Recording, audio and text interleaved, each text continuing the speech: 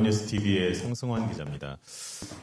제가 잘 이해가 안 돼가지고, 그러니까 데이터 센터를 블랙록이 자본을 들여서 이제 건립을 하고 그거를 우리 기업들이나 활용을 하면서 그것이 아시아 태평양 전체에 약간 허브 역할을 하도록 그렇게 좀 뜻을 모았다는 정도로 제가 지금 이해를 하는데, 그러면은 혹시 그 블랙록에서 주도권을 가짐으로써 혹시 우리 기업들이 좀 뭐랄까 약간의 디스어드밴티지를 받거나 이런 부분들은 없다고 봐도 되는 걸까요? 그 부분은 제가 조금 설명을 하고, 저희 김우창 국가 AI 비서관이 그 금융 쪽의 전문가라서 그쪽에 좀 설명을 더 하도록 하겠습니다.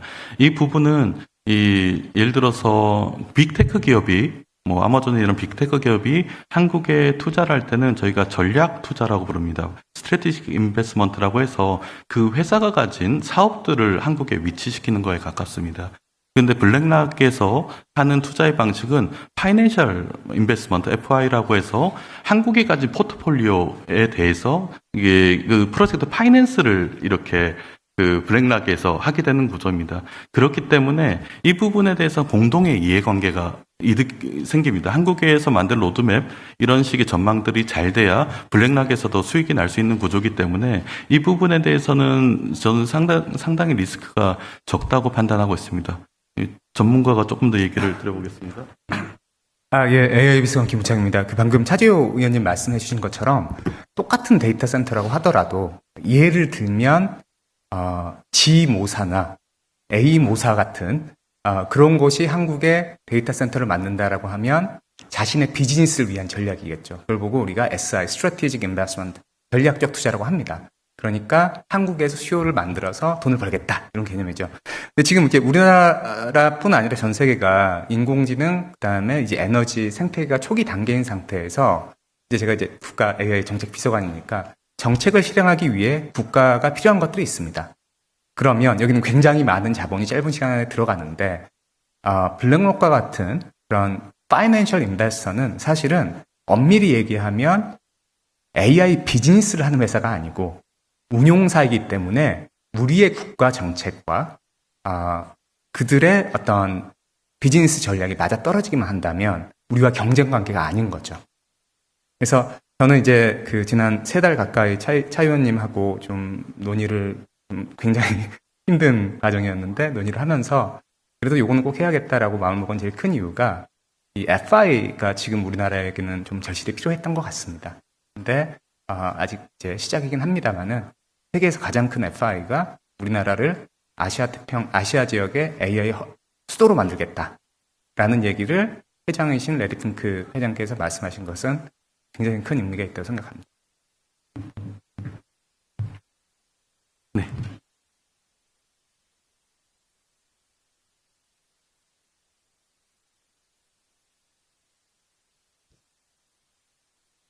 여보세요?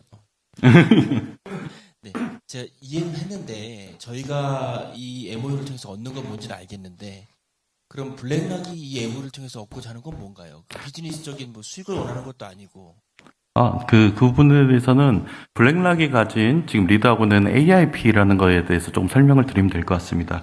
그 블랙락과 그 산하 이제 회사인 글로벌 인프라스트럭처 파트너스라는 회사가 있습니다. 그게 오늘 같이 회담에 있었던 오글래시 회장인데 이게 100% 블랙락에서 투자한 지분으로 만들어진 회사입니다. 그래서 블랙락과 GYP는 지금 글로벌 AI 인프라스트럭처 파트너십이라는 컨소시엄을 좀 구성해 놨습니다. 그 컨소시엄 멤버는 아까 브리핑에서 나왔듯이 마이크로소프트 그리고 XAI 그리고 쿠웨이트 투자청 테마섹 엔비디아까지 포함한 이제 거대 이제 주요 이 AI 산업계에서 가장 주요한 자본과 그리고 엔비디아와 같이 GPU를 공급할 수 있는 부분들 그리고 세 번째는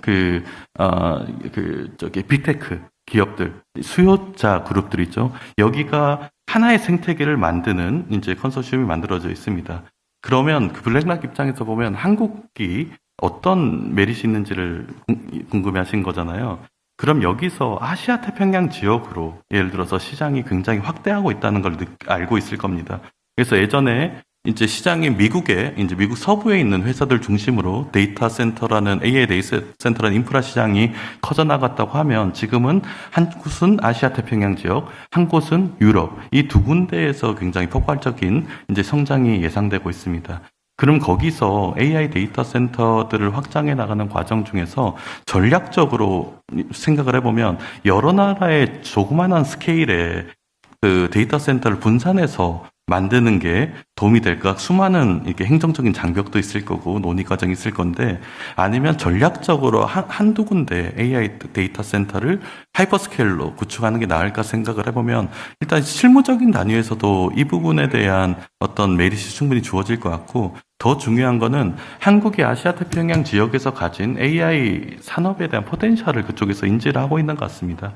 그래서 결국 아시아 태평양 지역에서 이 AI 전환 과정에 대해서 어떤 그룹이, 어떤 국가가 이걸 리드하게 될 때 그 가능성이 저희는 높은 곳이 한국이라고 생각을 하고, 게다가 이재명 정부에서 AI 관련돼서 굉장히 우선순위를 두고 전환을 준비하고 있고, 다른 한쪽은 AI 데이터 센터와 같은 인프라에 필요한 재생에너지 생태계에 굉장히 전략적으로 집중을 하고 있습니다. 여기에 대한 통합적 모델을 한국에 만들 수 있을 거라는 게 저희가 여러 논의 과정 중에서 뜻이 모아진 부분이기도 합니다.